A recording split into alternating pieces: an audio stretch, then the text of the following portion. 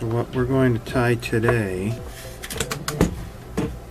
is just a regular 1/4 round head jig, no collar.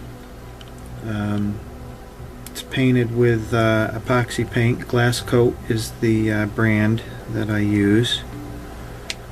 And the hook is a Mustad 32755 size 1/0. So I'm just using some PacBay cherry thread. I really like the size A. PacBay can really put some pressure on it as you're wrapping your threads. Typical standard old bobbin from Netcraft. This bobbin's probably as old as I am. I like to use the 950 yard spools.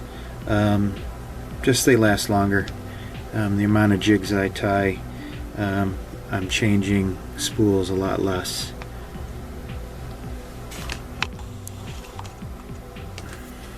So first we'll lock on our thread. Just lay it on. And I like to wind down loosely about halfway down the shank, about to the point of the hook, and then loosely back. So this is a pretty tight wrap, but as the threads crisscross, they lock down pretty tight. So now to start with, we're going to do just a simple, since this is a white head, we're going to do red and white bucktail. I start with the darkest color first, and as you see, we're going to give it a twist. So this will end up on the top or the back of the jig, imitating, you know, a bait fish with the darker back with a lighter belly. So choosing a pinch, you know, tires will develop a sense of this. It's different for each tail. This is a fairly thick tail. It's got a lot of under hair, a lot of thin under hair. So I'm just gonna find a good pinch. Ooh, let's see, like so.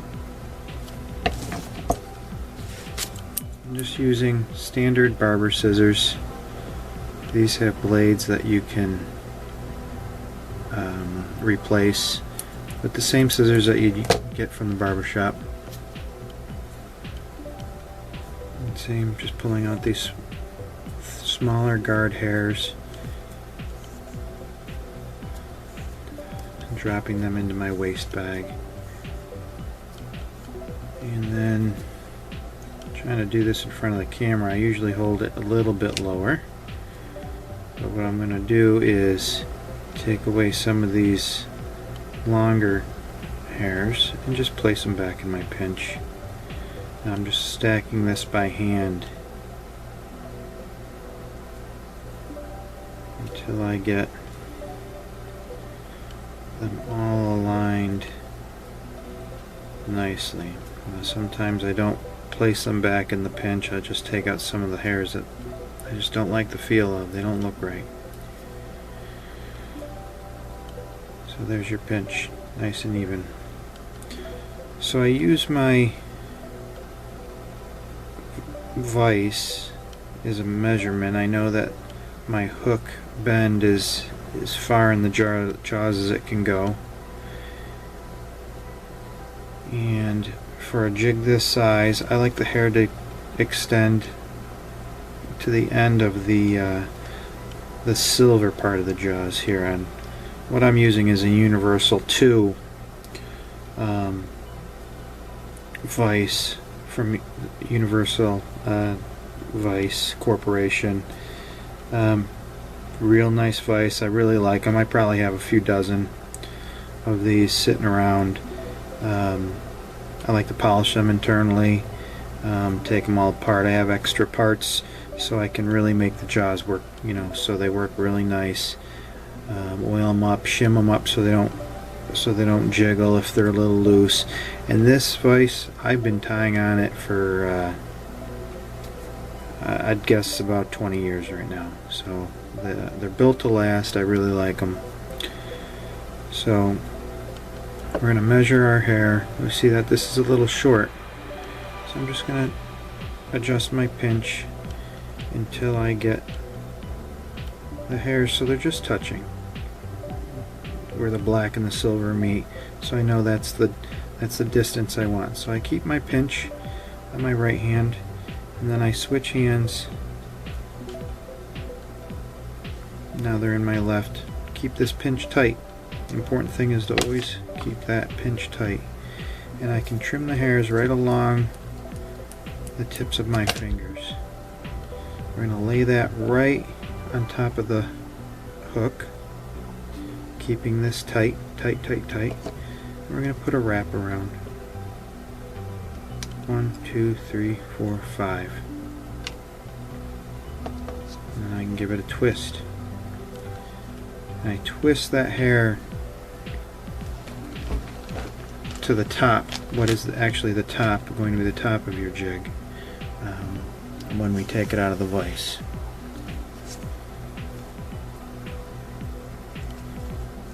I'll do the same procedure in finding a pinch that I'm comfortable with my second color, white, is what we're using in this case. And again, first I'm going to remove that small of the short guard hairs, the fur that's just closer to the body. Then I'm going to stack it by hand, taking out those longer pieces and just replacing them in my pinch. If this clump of hair is a little bit too thick, or there's just hairs that I don't like the looks of, sometimes I'll just pull them out and they go right in the wastebasket.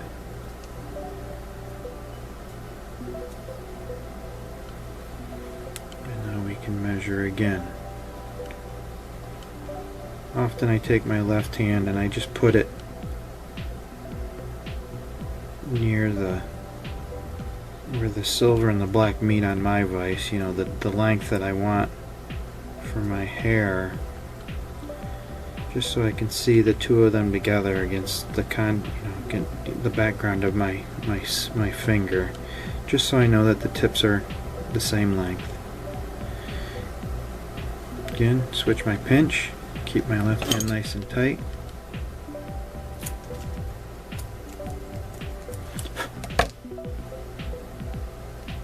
Again, 1, 2, 3, 4, 5, and then one in front.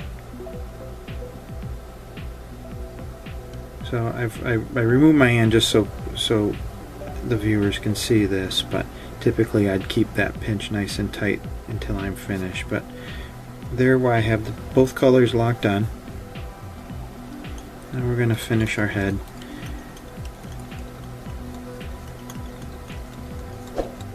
This collar is probably a little bit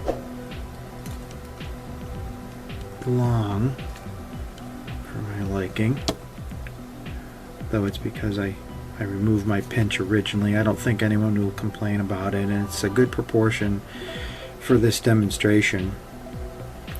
But once my hair was locked on, one thing to note is locking the hairs on, my wrap was much more tight, and as I progressed towards the head,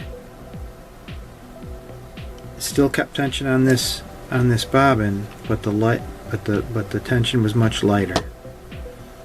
So now that we have a nice collar, to finish it off, I take just a thread about 12 inches long, of a different color than my collar, and just cut a piece. This is just an old good rod. It's a wooden spool. It's still on a wooden spool. That's how long I've had this piece of thread, this spool of thread. So I get my 12 inches or so of thread and make a loop, just a loop. I put it under my thread and bring it to the top of the jig, so it's just sitting on top. And then I can add some wraps back to about the center of the collar and then back to the head. Okay, I'm holding the thread for the collar. I'm holding tension in my left hand. There's always tension between my hand and the jig itself. And I can snip my thread below my hand where there's no need for tension. And then as I can change my grip, my left hand, right hand. As long as there's tension on this, it'll always be a nice tight collar. Then I can grab my tail end and pass it through the loop, and maintaining the tension. Then I can grab my secondary thread, the brown thread that I have here that created a loop underneath my collar wraps, and just pull it through. No whip finish needed, nothing fancy. And there we have it.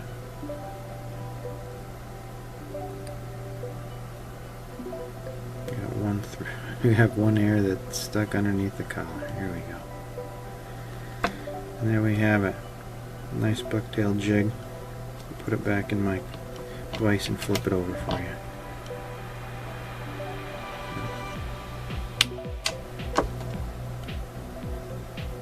As you can see, let's see if we can get this in here. As you can see, the tail's nice, same length. And let's finish this off. I still use a mix. It's Wapsi fly head cement. I'm down to my last bottle of a couple dozen I've had for a few years, but this is lacquer, easily thinned with lacquer thinner. Just add a generous coating to the collar. And there you have it.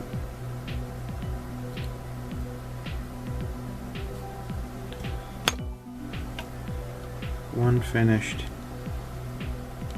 bucktail. Great jig. This would be great in the Susquehanna River. We're near where I live. We're a little bit north of here, about an hour. Syracuse, Oneida Lake, Whitney Point Reservoir. Anywhere where there's walleye. Perfect jig.